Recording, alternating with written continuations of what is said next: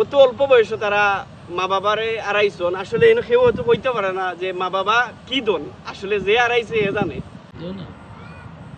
বিসমিল্লাহির রহমানির রহিম। আজকে আমরা মনমতেশ্বর এতিমখানাত আছি। কেন দেখতে পারা ইনো ৬০ জন এতিম, যার মাও নাই বাবাও নাই। আসলে ই যে ৬০ জন ইনে ৬০ জন এতিম বাচ্চেন তোরে দেখরা, তারা আসলে মা বাপর যে আদর মায়া মমতা এগুলা থেকে তারা বঞ্চিত। আসলে আমরা ই ৬০ জন লাগে আসলে খুব কষ্ট লাগে। ই বয়সে তারা মা বাবার কোনো আদর মায়া মমতা থেকে তারা কিচ্ছু পান না। আসলে আমরা কষ্ট লাগে এগুলা দেখিয়া, ই ৬০ জনরা দেখিয়া। আসলে আমরা আমাদের প্রিয় নবী হযরত মুহাম্মদ সাল্লাল্লাহু আলাইহি ওয়াসাল্লাম বলেছেন যে এতিমদেরকে ভালোবাসতে।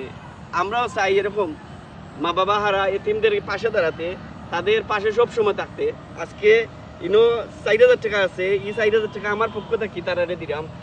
তোমরা কিছু খাইও, বুঝছো না? তোমরা কিছু খাইও। আসলে এই ৪০০ জনকে চাইলে খুব কষ্ট লাগে।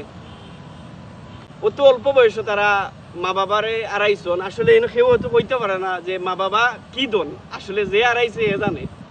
তারা লাগে খাস করে হিসেবে দোয়া করবা। ইনো সদ্য হুজুর আসুন, হুজুরে সংক্ষিপ্তভাবে দুই একটা কথা বলি।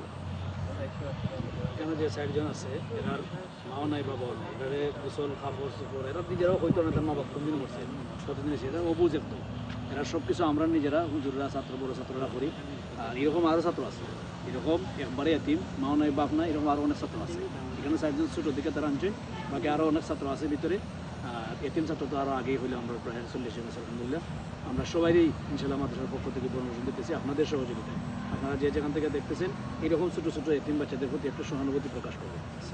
ধন্যবাদ সদ্য হুজুরকে। আসলে আমি এই ৬০ জনরে আনছি ও কারণে তারা মা বাবার আদর কিতা তারা কোনটাও জানোই না।